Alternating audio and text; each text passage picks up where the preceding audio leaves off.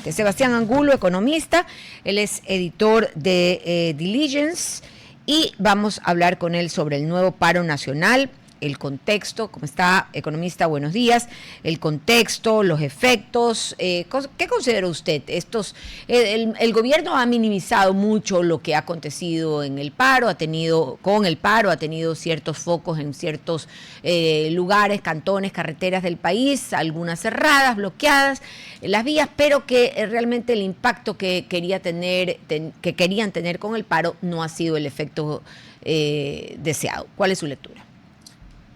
Buenos días, Doménica. Muchas gracias por la invitación. Nada más aclarar, bueno, yo no soy economista, soy periodista especializado en economía. Llevo 15 años cubriendo pues la economía de acá del país. No hay Discúlpeme. problema, nada más para no Licenciados, atribuirme. entonces. Sí, perfecto, Ya, para no la culpable atribuirme es Denise, que me ha puesto que usted es No hay problema. economista y como el tema iba por ahí, yo dije, ahí estamos. Sí, entiendo, nada más para no ponerme un título que no tengo.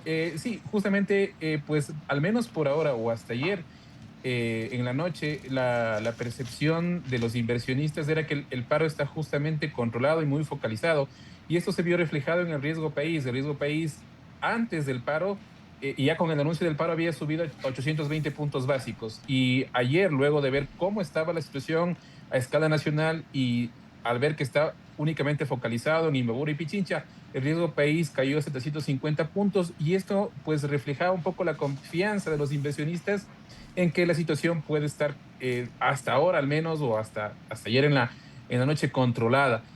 Sobre todo considerando porque pues este tipo de paralizaciones siempre suelen toparse o mejor dicho, esquivar o evitar que se implementen políticas públicas necesarias, como el caso de la eliminación de los subsidios al diésel.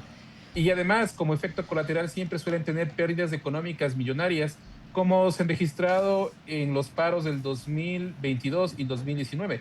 Han tenido este tipo de paralizaciones, afectaciones muy, muy graves en la economía ecuatoriana. Incluso pues, se registra en cada año, se han registrado pérdidas y una afectación directa al Producto Interno Bruto, lo cual es muy perjudicial para el país. Entonces, pues al menos hasta ayer anoche parecería que todo estaba controlado. Habrá que ver qué es lo que pasa con los anuncios hoy de la CONAIE también. En la Amazonía entiendo yo pues que se van a sumar también esas paralizaciones, lo cual también pone más presión a la situación actual. Ahora, ¿cómo está usted? Muy, muy buenos días. No Buenos economista, días. periodista económico. ¿Cómo se, ¿Cómo se llegan a las cifras de los daños de la afectación real producto de un paro? Se ha venido un poco recabando lo que fue el año 2019 y el año 2022, octubre y junio respectivamente, y se llega a un valor algo de 2.000 millones de dólares. Sí, justamente estos cálculos son oficiales y al decir oficiales fueron elaborados por el Banco Central con colaboración con el Banco Mundial. Es decir, hay una metodología rigurosa y lo que se hace es probablemente lo que se deja producir en esos días Ujú. y básicamente, ¿no? Y en el paro del 2019 hubo pérdidas cercanas a los 800 millones y en el 2022 a 1.100 millones de dólares. Lo que se muestra en estos análisis es que los sectores más golpeados cuando suele haber este tipo de paralizaciones es el comercio y el sector energético, sobre todo el comercio porque se deja de vender, los locales comerciales cierran o simplemente los clientes no llegan o el cliente un poco cuida su bolsillo al ver la situación más compleja. Y en el caso del sector energético se ha visto golpeado porque los manifestantes directamente han ido a cerrar pozos petroleros y eso sí causa un problema muy, muy grave al país. Más o menos haciendo un cálculo de la división por días que se han tenido las paralizaciones versus las pérdidas, Ujú. se puede estimar que por cada día más o menos se pierde un promedio de 65 millones de dólares cuando hay Ok. este tipo de circunstancias muy complejas para el país. Sebastián, ¿en algún momento se puede recuperar esa pérdida? ¿O ya la Eh, damos? no, lamentablemente, es decir, porque, por ejemplo, en esos años, eh, cuando ha ocurrido esto, el Producto Interno Bruto ha disminuido un poco, es decir, crecemos menos de lo que estaba previsto. Por ejemplo, para este año, el Banco Central ha estimado que va a haber un crecimiento del 3,8%, lo cual significaría una recuperación muy importante versus el año pasado que tuvimos la crisis energética. Pero si es que hay un paro, pues el crecimiento va a ser menor y eso se traduce en menores plazas de empleo, menores ventas y también una pérdida de confianza del empresario local y del inversionista extranjero. Porque siempre pasan ese tipo de situaciones, pues afecta directamente a las ventas. Entonces, hay mucho nerviosismo y desconfianza a la hora de querer invertir acá localmente. Es decir, si tenemos este tipo de circunstancias que te van a parar todas las ventas y toda tu operación, siempre vas a tener como más cuidado a la hora de querer invertir localmente. Entonces, sí es pernicioso, digamos, y las ventas obviamente no suelen demorar en recuperarse, al menos hasta que la confianza nuevamente se gane. Y esos dos paros, al menos los dos anteriores, esperemos que este no sea la misma situación, dejaron huellas importantes en la economía local, un declive muy importante, eso se puede ver en el Producto Interno Bruto y en las cifras, ¿no? Que cómo esto ha golpeado la economía local cuando ocurren este tipo de manifestaciones muy violentas y con cierres de carreteras que afectan a la logística de las empresas.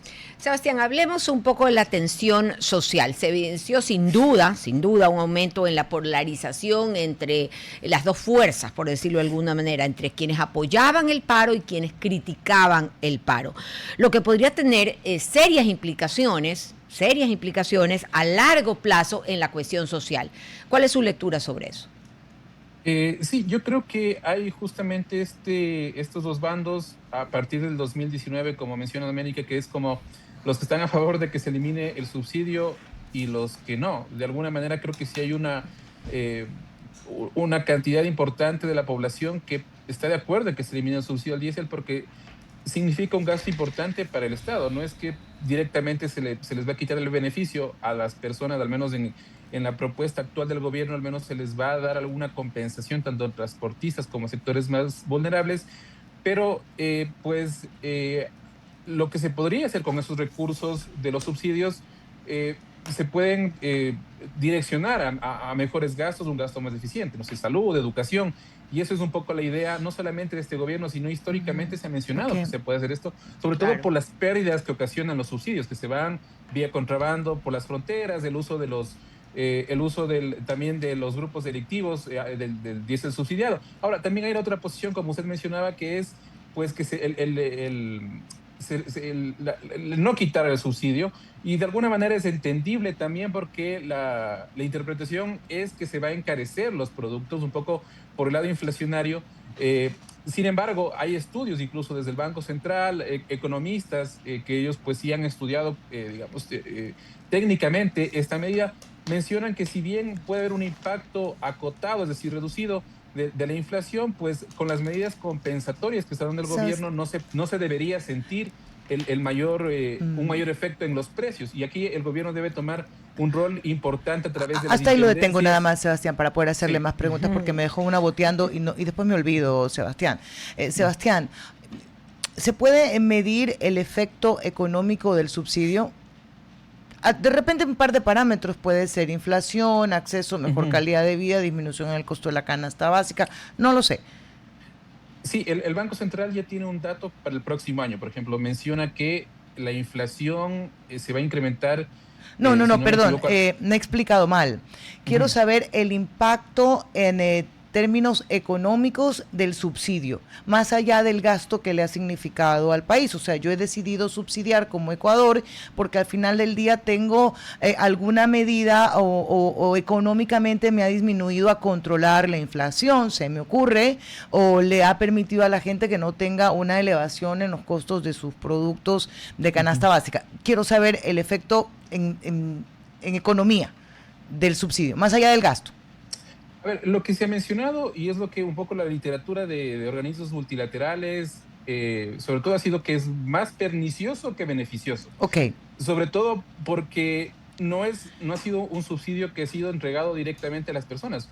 Normalmente, quien consume diésel son se ha ido quitando poco a poco a las industrias, pero también las personas que tienen, por ejemplo, autos grandes.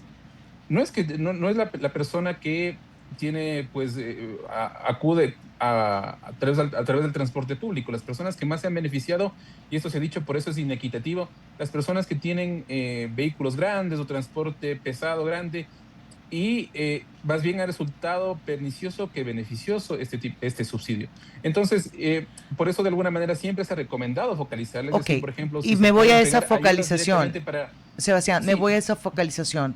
Si Ujú. esto ha sido más pernicioso y no hay algún parámetro económico que me digas que me ha servido para qué, pudiéramos un poco anticipar esta focalización o redistribución del valor total de lo que antes se destinaba para el diésel para otros tipos de ayudas.